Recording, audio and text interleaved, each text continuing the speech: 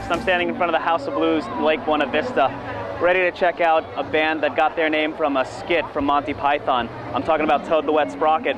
Yes, they broke up in the late 90s, but they just got back together to put on a series of concerts to get reacquainted with their fans. And if I'm sober enough later after the show, maybe I can let you know WTF about Toad the Wet Sprocket in Lake Buena Vista. Anyway, I'm going to go inside now and check out Stephen Kellogg and the Sixers. I'll let you know WTF. Brian, talk to you later.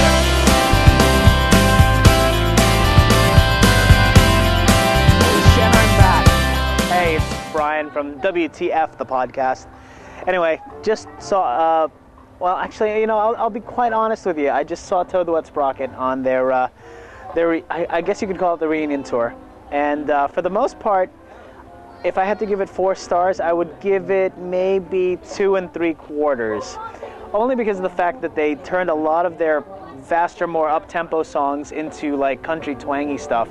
And as I was joking with our co-producer Eric, I was saying it was more like a line dancing thing, and I am wearing the boots for it. But yeah, it was a little twangy for me. But then when they did the big hits like All I Want, and Walk on the Ocean, of course I sang along like a little bitch, but that's just me, and that's what I do at concerts.